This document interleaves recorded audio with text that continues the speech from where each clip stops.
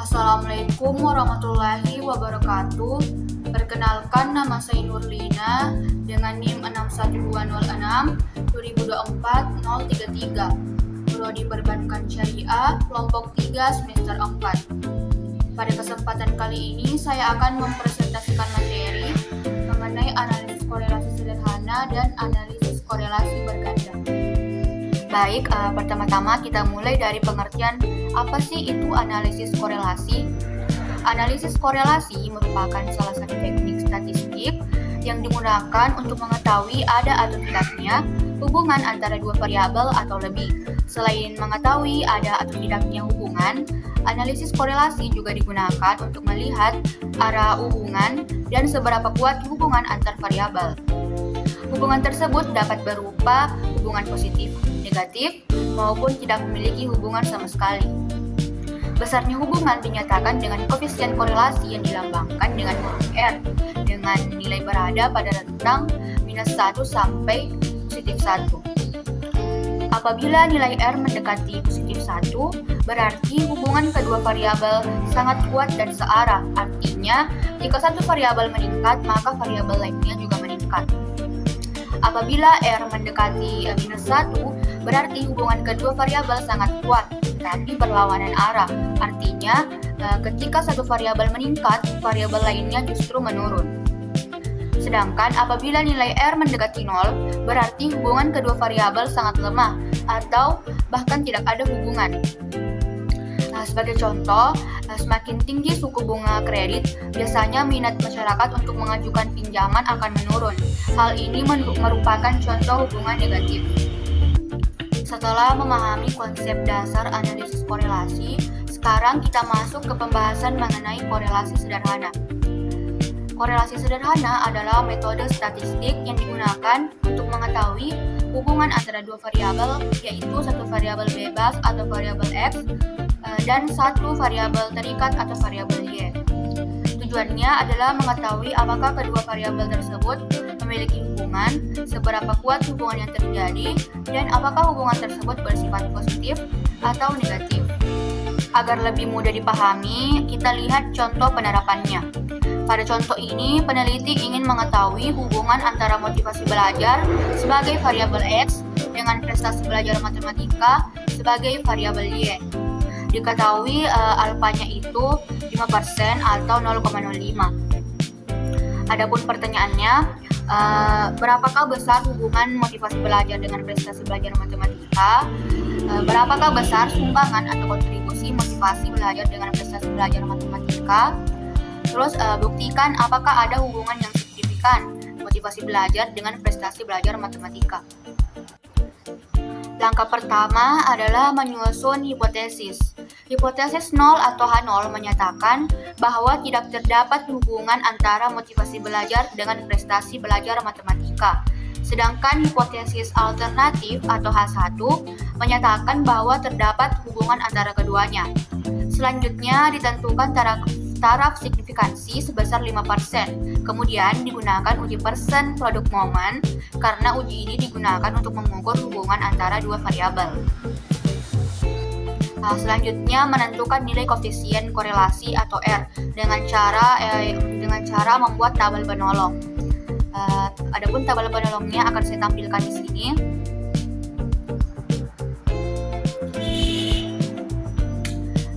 Di sini ada siswanya ada 10, terus ada motivasi belajar atau X1, X, terus ada prestasi belajar atau Y, terus ada XY, X kuadrat, dan Y kuadrat.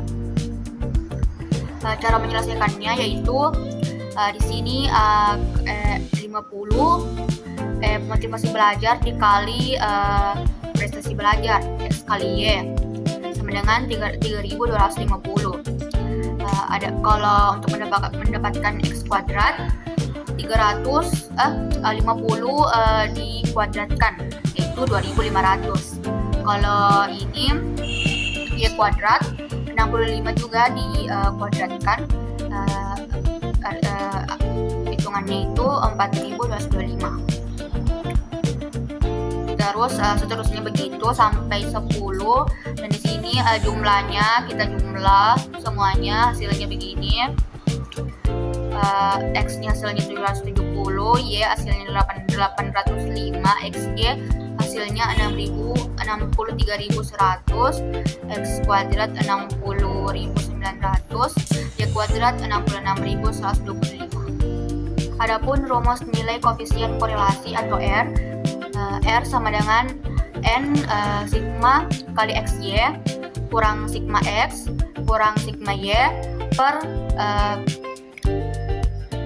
N sigma X kuadrat kurang sigma X dikuadratkan N kali sigma Y kuadrat kurang sigma Y dikuadratkan. Hasilnya seperti ini.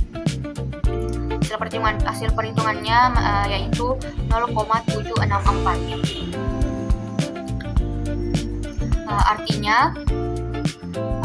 Artinya nilai tersebut menunjukkan bahwa hubungan antara motivasi belajar dan prestasi belajar termasuk dalam kategori kuat dan positif. Artinya semakin tinggi motivasi belajar siswa, maka prestasi belajar matematikanya juga cenderung meningkat.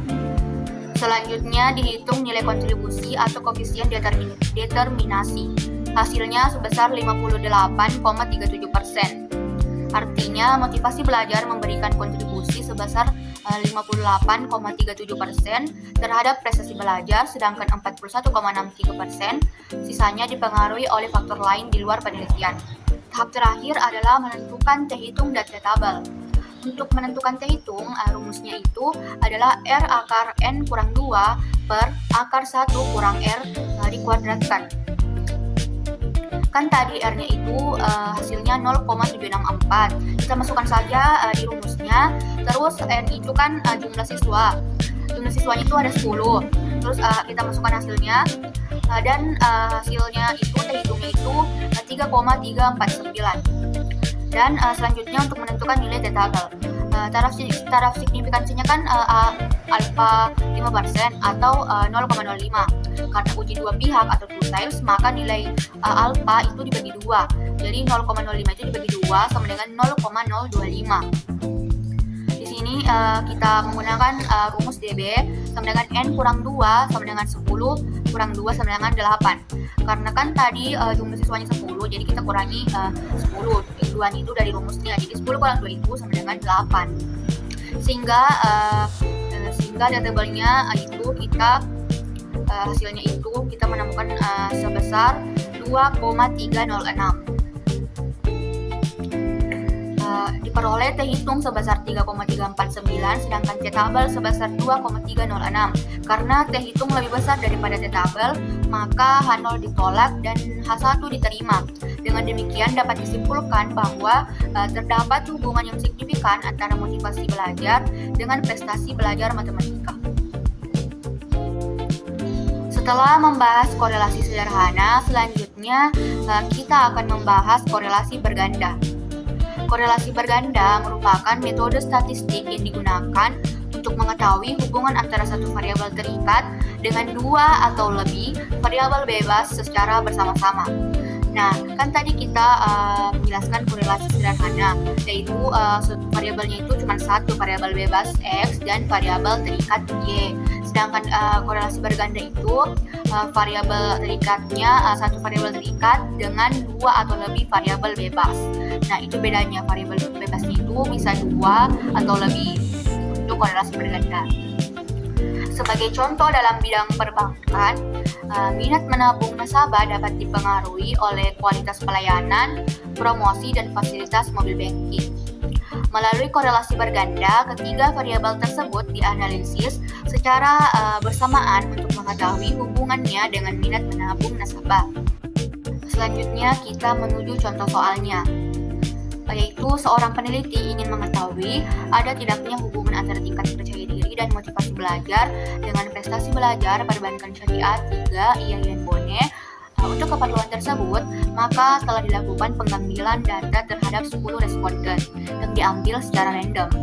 Berdasarkan 10 responden tersebut, diperoleh data tentang hasil tingkat percaya diri atau X1, motivasi belajar atau X2, dan prestasi belajar PS3 atau Y. Sebagai berikut diketahui alfanya itu 5% atau 0,05. Adapun langkah-langkahnya kurang lebih sama dengan analisis korelasi sederhana. Yang pertama, membuat hipotesis penelitian H0 dan H1. H0, tidak ada hubungan antara tingkat percaya diri dan motivasi belajar dengan prestasi belajar PS3. H1, ada hubungan antara tingkat percaya diri dan motivasi belajar dengan prestasi belajar PS3. Langkah kedua, membuat hipotesis statistik. H0 rho sama dengan 0, H1 rho tidak sama dengan 0. Terus yang ketiga, menentukan taraf signifikansi alfa sama dengan 5%. Alfanya itu 5% atau sama dengan 0,05. Terus yang keempat, menentukan uji yang digunakan, yaitu korelasi ganda. Yang kelima, kaidah pengujian. Jika F hitung lebih besar daripada F tabel, maka H0 ditolak. Jika F hitung lebih kecil daripada F tabel, maka H0 diterima. Terus langkah ke-6, menentukan nilai koefisien korelasi parsial, yaitu RY1.2, RY2.1, dan R12.Y. RY12 yaitu koefisien korelasi parsial di antara X1 dan Y dengan X2 netral. Terus RY21 adalah koefisien korelasi parsial di antara X2 dan Y dengan X1 netral. Terus R12Y yaitu koefisien korelasi parsial di antara X2 dan X1 dengan Y netral. Sekarang selanjutnya kita akan membuat tabel penolong. Di sini saya akan tampilkan tabel penolong. Di sini siswanya itu ada 10. Terus X1, X2Y, X1Y, X2Y, X1, X2, X1 dikuadratkan, X2 dikuadratkan, dan Y kuadrat. Cara menentukannya sama saja dengan korelasi sederhana. Di sini kan tadi X1, X2-nya, X1, X2 dan XY-nya itu sudah ada. Sekarang kita cuma menghitungnya lagi. Di sini X1, X1Y-nya itu X1 kali Y, yaitu 75 kali 65 sama dengan 4875. Begitupun dengan X2Y, yaitu X2 dikali Y, yaitu 50 kali 65 sama dengan 3250. Adapun X1 dan X2 itu dikalikan juga. X1 yang dimana hasil dari yang tadi 4875 kali 3250. Terus X1-nya hasil dari perkaliannya ini 3250 dikuadratkan menjadi 5625. Terus X2-nya dikuadratkan juga. X2 dikuadratkan yang 3250 menjadi 2500. Selanjutnya X1, X2. X1, X2 ini X1 kali X2 yang dimana hasilnya itu 4875 kali 3250 sama dengan 3750. Untuk X1 dikuadratkan kita ambil dari yang ini tadi 4875 dikuadratkannya sama dengan 5625. Terus X2 sama juga dikuadratkan itu 2500, terus Y-nya itu dikuadratkan Y kuadrat 65 kali 65 sama dengan 4225. Begitupun seterusnya sampai 10 dan hasilnya kita kalikan. Hasilnya seperti ini. Adapun rumus RY12 sama dengan N sigma X1Y dikurang sigma X1 kali sigma Y per kuadrat N kali sigma X kuadrat X1 kuadrat kurang sigma X1 dikuadratkan N dikali N kali sigma Y kuadrat kurang sigma Y dikuadratkan. Hasilnya yaitu 0,257. Adapun untuk mencari koefisien korelasi parsial RY21 sama saja kayak RY12 yang tadi, cuman beda di rumusnya saja. yang dimana X1 itu kita ganti dengan X2. Lebihnya sama. Dan hasilnya 0,764. Terus selanjutnya korelasi parsial R12. Di sini kurang lebih sama, hanya rumusnya ada yang berbeda sedikit. Nah, bedanya itu ada di kita mencari dua X1 X2 nya kita cari dua di sini. Dan hasilnya min 0,221. Terus menentukan nilai koefisien korelasi berganda RY12. RY12 koefisien korelasi berganda di antara X1 dan X2 dengan dia pada komposisi terbaik. Nah, di sini kita mendapatkan 0,769. Hasil analisis menunjukkan nilai R sebesar 0,769. Artinya hubungan antara tingkat percaya diri dan motivasi belajar terhadap prestasi belajar termasuk dalam kategori kuat. Kontribusi kedua variabel tersebut sebesar 59,14%, sedangkan 40,86% sisanya dipengaruhi oleh faktor lain. Selanjutnya dilakukan uji F. Diperoleh F hitung sebesar 5,063, sedangkan F tabel sebesar 4,740. Jika F hitung lebih besar daripada F tabel, maka H0 ditolak. Jika F hitung lebih kecil daripada F tabel, maka H0 diterima. Karena pada contoh ini F hitung lebih besar daripada F tabel, maka H0 ditolak. Artinya terdapat hubungan yang signifikan antara tingkat percaya diri dan motivasi belajar terhadap prestasi belajar mahasiswa. Itulah presentasi materi mengenai analisis korelasi sederhana dan analisis korelasi berganda yang sempat saya sampaikan. Kurang lebih mohon dimaafkan. Wassalamualaikum warahmatullahi wabarakatuh.